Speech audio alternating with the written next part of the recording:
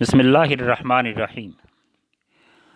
سورہ جاثیہ ترتیب کے اعتبار سے 45ویں سورہ ہے۔ یہ مکہ میں نازل ہوئی، اس کی 37 آیات ہیں۔ اس سورہ کے مرکزی موضوعات وہی دو عقائد ہیں جو مکی صورتوں کا امتیاز ہیں، یعنی عقیدہ توحید اور عقیدہ آخرت۔ سورہ کا آغاز توحید کے دلائل سے ہوتا ہے کہ انسان کا اپنا وجود اور اس کے چاروں طرف پھیلی ہوئی کائنات کا ذرہ ذرہ، ہر طرح کے حیوانات، شب و روز، بارشیں، ان سے اگنے والی نباتات اور ہوائیں، ہر شے اس امر کی گواہی دیتی ہے کہ اس کائنات کا کوئی خالق ہے، اور کائنات کا نظم یہ بتاتا ہے کہ وہ اکیلا مالک اور مدبر ہے۔ اگر کوئی شخص ذرا سا بھی غور و فکر کرے تو اسے اس نتیجے پر پہنچنے میں کوئی دقت نہیں ہوتی۔ اس کے بعد بتایا کہ انسان اس دنیا میں جتنی چیزوں سے کام لے رہا ہے وہ ساری کی ساری خدا نے پیدا کی ہیں، اور انہیں انسانوں کے کام کے لیے پیدا کیا۔ انہیں پیدا کرنے والا اور انہیں انسانوں کے لیے مسخر کرنے والا کوئی دوسرا نہیں ہے۔ اس کے بعد مشرکین مکہ کو یہ یاد دہانی کروائی کہ یہ وہی ہدایت ہے جو بنی اسرائیل کو دے کر انہیں دنیا بھر میں فضیلت سے نواز دیا گیا تھا، لیکن جب انہوں نے اپنے غرور و تکبر، ہٹ درمی اور برتری کے گھمنڈ میں اسے پس پشت ڈال دیا تو ان سے یہ اعزاز واپس لے کر اب تمہیں دیا جا رہا ہے۔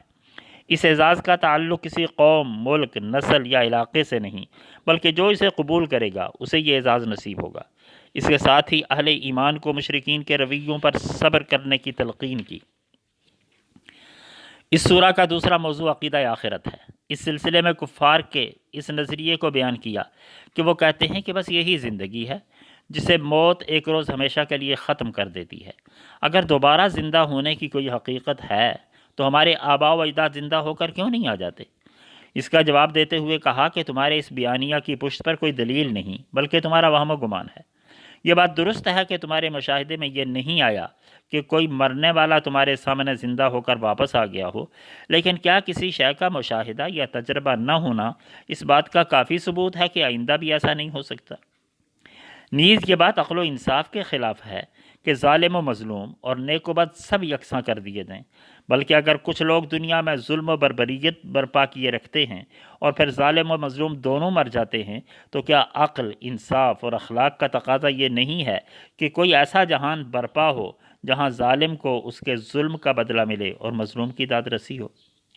عقیدہ آخرت ہی وہ واحد شے ہے جو دنیا کو عدل اور اخلاق سے وابستہ کر سکتا ہے، جو امن، خوشحالی اور انسانی فلاح کا ضامن ہے۔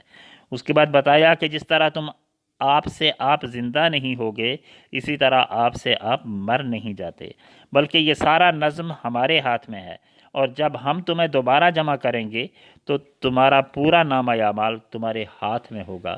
وآخر دعوانا ان الحمد للہ رب العالمین۔